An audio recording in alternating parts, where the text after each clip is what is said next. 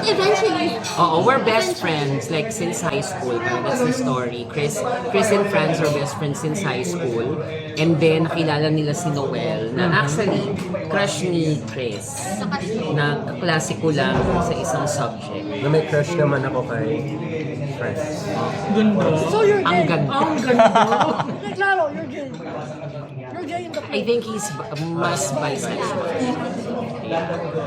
So parang Parang fluid. sexual fluidity is already tackled here.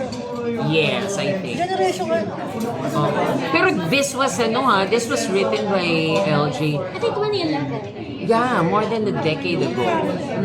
Pero, like, there was a line in the play, for example, na, di ba, line yun ni Noel na Wala naman akong pakialam. wala siyang pakialam sa gender. So, basically, if we transport it right now, it's pansexual. It's We love pan him. Like you, but your friend. Wow. We're friends, yes. We're besties. But then something happens. Sino kakasal? Siyempre, hindi namin sasabi. Did you watch the show? Okay, akala mo. Hindi, pero yun, that's the thing that you need to, that's the reason why you have to watch the show. Yeah. Kasi pwedeng kami, pwedeng sila, pwedeng kayo. Pwedeng kaming dalawa. Pwedeng kaming dalawa. So, that's So really, hindi na nakakatawa. Sabi mo, nakakatawa naman siya. I mean, that's ano naman most of the shows ni LJ. Meron siyang funny aspect, but tawag dito, laging may kabig. Laging may kabig. Ano yan, parang staple yan ng mga LJ Castro del Doctores na parang nakakatawa o kaya tawag dito, nakakaiyak, pero lagi siyang may kabig. So that's also like this. It's funny, but then it becomes poignant. so how does your character feel about him? Nung sinabi niyang crush niya ako, aarte pa ba yung bakla? Siyempre, tinapo niya yung pagkakaibigan Oo. natin. Oh my God. Ganyan. Yun. Pero di ba parang dun sa synopsis, it's like, she became like really their perennial third lead. Also confident, Oo, for both. confident. She became really part of their lives. Kahit naging kami. Pero question mark pa rin yung ending. Question mark pa rin yung ending. Question mark pa din yung kaya kailangan mong panoorin. Manonood kami. Di, pero yun, parang lagi naman yun yung tanong. So, sino yung kinasal? So, let's see. At sino ang nangarap ng kasal? At sino yung nangarap ng kasal? At sino ang magsasabi ng title nung play? Kasi di ba, kung sino yung nagsasabi ng title ng pelikula o kanya ng play, siya yung bida. Wow!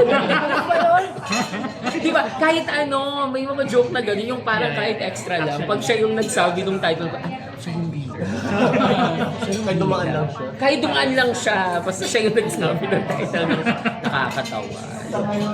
Pero yon, it's a really, parang, it's a show na parang something that we expect from LJ. Di ba nagtatanong to kanina?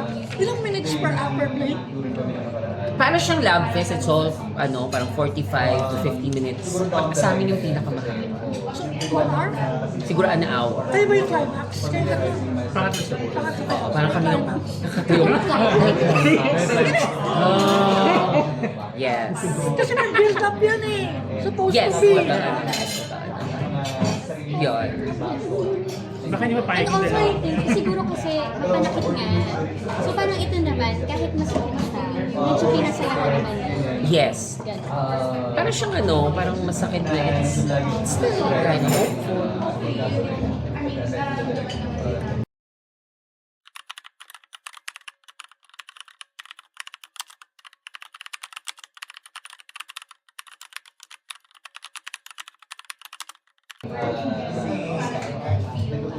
Ako kasi parang,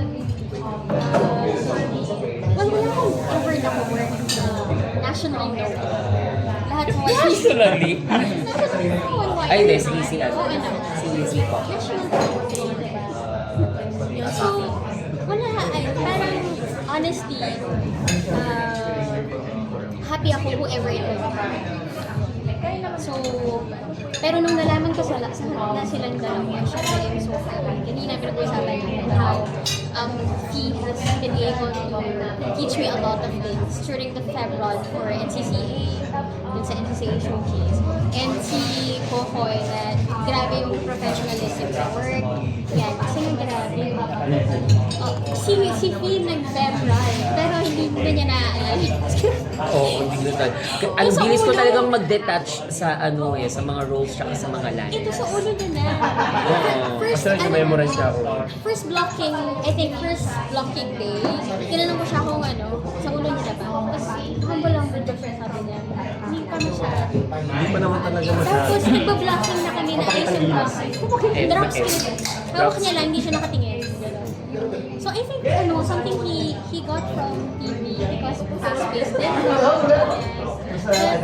Siyempre, nakakagulat and at the same time, parang nakaka-proud na wow, yung mga kasama ko sa show, magagaling at marunong. So I'm happy. Ako, kasi nga nagkasama kami ni Lodette. At saka lagi na kami nakikita sa Binyan because lagi akong nasa Binyan. Tsaka I'm an adopted son of Binyan. Proud na proud ako noon. Oo, may article ko. Kailan ka pala niya kasama? Kailan ba? Like last year, there was an article that came out na because ito yata yung parang finally, totally naayos na yung plaza. Yan. Tapos, I was there, tapos yun. Basta, nagulat nga ako kasi parang hinanapan lang ako ng blurb. Na parang ano yung masasabi ko about ganyan. Tapos yung picture ko, adopted sa niya. Ay, okay na print. Di ba? Niresibo tayo. Ganyan. Pero with this, with the casting, I'm really, kasi nga magkasama na kami doon, and we know each other. I'm very excited po na makakasama ko si Coco. Kasi alam niyo po, crush ko po talaga si Coco. On the record dyan na, okay. Sobra po. Kaya tinitingnan ko lahat ng mga camera niyo. Crush ko po talaga si Coco. Paano yung crush? Hindi ko talaga maipagkakailan. Puntahan niyo po yung mga pictures ko nung pandemic, kulot po ako dahil po sa kanya yon. Dahil sa kanya talaga, dahil sa Game Boy. As in. Tapos parang, anong tawag dito? Si Chamito Aguedan, so siya na actor, kasama niya sa Fuckboys. Kasama niya, tapos sabi niya, uy, Vicky, kasama mo si Kokoy. Pa-video greet naman. So may video greeting sa akin si Kokoy na ilalabas ko yan bago mag-open. Nasa iyo ba yun? Hanggang ngayon, hindi ko mabubura, Kokoy. Anong year yun? My God, this is during the pandemic. Kasi sobrang galing 6 years ago. Habang sa umando pa. Omando. Dream come true talaga. Dream come true talaga to. Yung Omando kasi sabi niya, hello baby, hello P, ganun siya. As in, siya talaga yung look forward ko because I was also very impressed with him in Game Boys. Basta pag nag-usap na lang tayo. Pero yun, I was very, very impressed of how raw his acting is. So, yung nandito, yun, ganun pa din. Tsaka there's something in, I don't know if you agree with me, there's something with Kokoy's eyes that is parang siyang black hole that like really Kumakalos yung niya, emotion.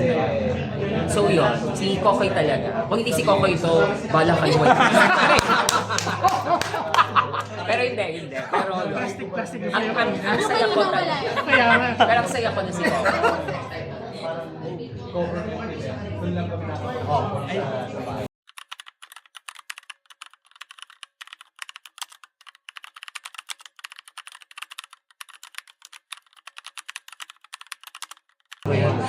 Hindi, actually, nung time na nagkausap din kami nila Direk BJ, nila Baha, so may message na. Wala pa naman ako talaga nakalatag for this year. So talagang umuo rin kagad ako. Tsaka hindi sa nung sinabing ikaw yung kasama ko si Vicky. Nung nandun kami ito sa Half Saint, sa wala talaga sabi ko, game, sabi ko si yung isa from YPC, actually,